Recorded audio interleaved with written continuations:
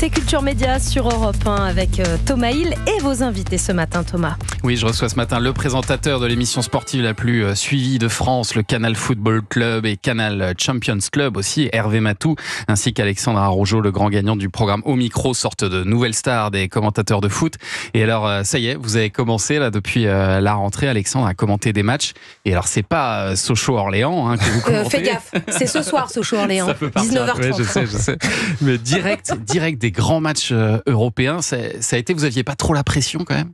Non, pas trop la pression, parce que pour être tout à fait honnête, j'ai pas commencé tout de suite avec la Ligue des Champions. Ouais, justement, il y a eu cette approche un peu graduelle, où d'abord on m'a fait commenter des matchs un peu moins visibles, disons, mais sinon voilà, c'est des matchs plus compliqués à travailler, notamment la Ligue saoudienne qui fait partie de nos droits chez Canal. C'était ça votre premier match? Ouais, c'était un match de Ligue saoudienne, un match de Super Coupe de Ligue saoudienne. C'est quoi l'affiche? Donne-nous l'affiche. C'était Al Ahly contre Al Hilal. Voilà. Al Ahly contre Al Hilal. Faut pas être dyslexie. Mais pour le nom des joueurs et tout, ça doit être un boulot énorme avant. Oui, ça fait partie du travail du commentateur, quelle que soit l'équipe, le championnat, ce qui est finalement un très bon exercice pour arriver dans des matchs de Ligue des Champions avec des équipes très connues et du coup être un peu plus à l'aise. Ouais, c'est ça. Et alors pour votre premier match de Ligue des Champions, vous êtes tombé sur un Bayern de Munich et Dynamo Zagreb complètement fou, 11 buts à commenter, ça vous arrivera pas souvent.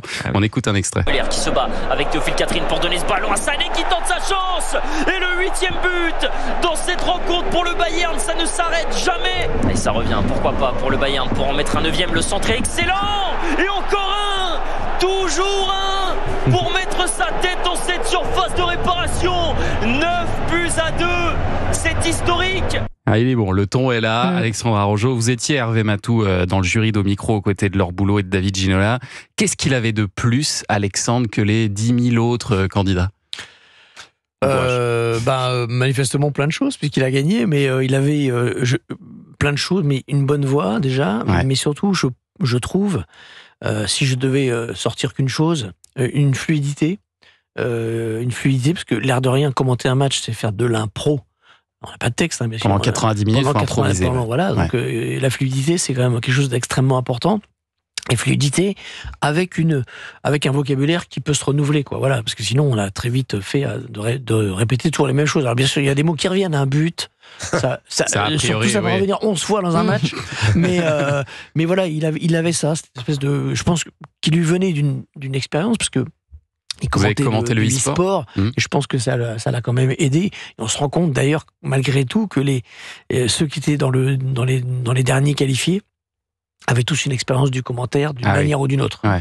Parce que ça ne s'improvise pas. Ils ne le faisaient pas que dans leur salon, quoi. Non, exactement. C'est quand même... C'est quoi les grandes qualités d'un commentateur de foot? Parce que vous avez parlé de l'élocution, évidemment. Il y a quoi? Il y a aussi les connaissances sur le foot. La connaissance, c'est la base. C'est la base, mais ça ne suffit pas. C'est la couche du début. Et parfois, les gens... confondent, disent je connais tout donc je peux commenter. Non, tu peux tout connaître, mais c'est pas ce qui fait de toi un commentateur. C'est savoir transmettre l'émotion, c'est savoir aussi, je trouve, trouver les bons mots au bon moment, et être notamment au rendez-vous du moment important. Et alors, je souhaite, Alexandre, de commenter des moments historiques du foot français, mais on l'a souvent évoqué dans le programme Au Micro.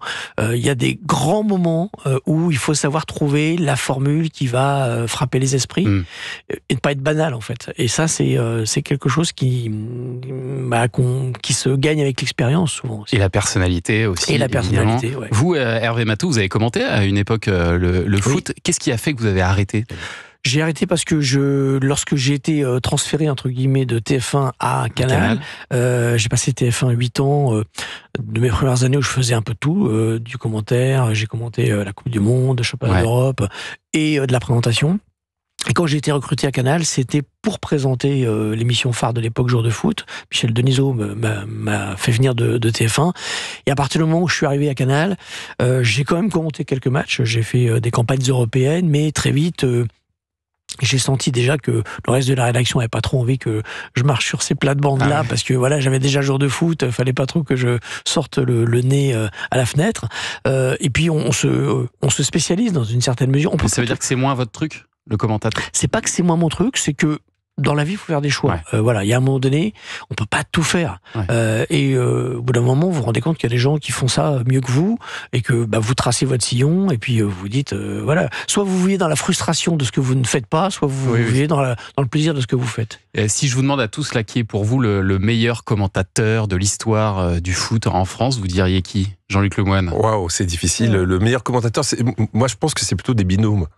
Des binômes, moi j'ai des souvenirs d'enfance où j'adorais Denisot et Didier Rostand qui nous a quittés il y a malheureusement pas longtemps. Mais sinon, non, ça dépend. Mais moi, j'aimerais bien savoir aussi comment on fait ces binômes justement, le consultant et le commentateur. Trouver la bonne alchimie. Est-ce que c'est difficile de trouver l'alchimie ? Oui, c'est un peu comme pour ceux qui connaissent le foot, les deux défenseurs centraux.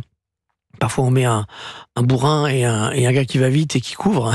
Alors, il n'y a pas de bourrin dans les commentateurs, mais je veux dire, l'idéal, c'est d'avoir un sang-chaud, un sang-froid, je dirais. C'est Thierry Roland et Jean-Michel Larquet, quoi. Voilà. Oui, alors eux, ce sont les pionniers, parce que c'est le premier couple, le premier duo de commentateurs de l'histoire du foot. Donc, il a été fait parce que Jean-Michel Larquet était le premier footballeur qui avait le potentiel pour faire ça, etc. Je ne sais pas s'il avait été réfléchi comme ça, de manière non, mais le sang-chaud, sang-froid, c'est vrai qu'on retrouve bien ça. Oui, souvent, effectivement, Jean-Michel Larquet réfrénait les sorties Thierry Gilardi est un grand commentateur aussi. Thierry Gilardi. Un très grand nom. Mais après, ça dépend de ce qu'on aime aussi dans le commentateur. Dans le commentaire de foot, parce que moi par exemple j'adore Omar Da Fonseca, lui il commente comme en Amérique du Sud, donc d'un coup il peut vous chanter une chanson, il peut se mettre à crier, tout dépend de ce qu'on a envie de voir. Alexandre, on va donner la parole à Alexandre un petit peu. Vous admirez qui vous comme commentateur ? Moi je pense que je suis d'une génération un peu différente. Je dirais merci pas que... Alexandre. Non mais voilà, ces références là, voilà, moi je les respecte, je les ai écoutées, mais je les ai pas vécues parce que j'avais écouté les vieilles personnes avec ça. mais oui, non, moi j'aime beaucoup ce que fait Benjamin Da Silva. Omar Da Fonseca, pour moi, c'est encore un autre style, effectivement.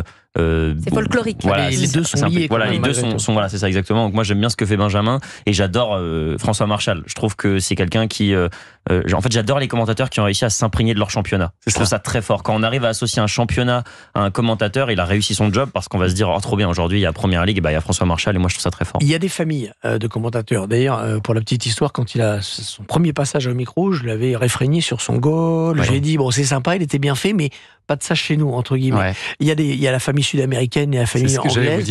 Et c'est une question de goût pour les gens. Mais par contre, j'aime beaucoup Omar.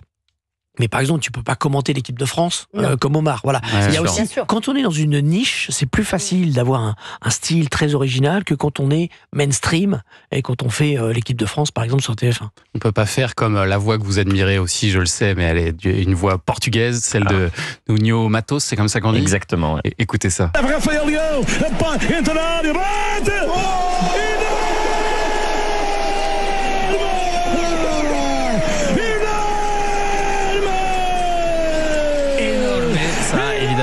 Ce serait un peu plus compliqué de le faire en français. C'est aussi un style. Les commentateurs, c'est un peu comme les taxis. Plus on est dans le sud, plus il y a de mots en fait. Oui, c'est ça. On terminera là-dessus. Restez avec nous, Hervé Matou et Alexandre Araujo, pour suivre l'actu des médias dans un instant. Oui, le journal des médias de Julien Pichenet arrive dans un instant.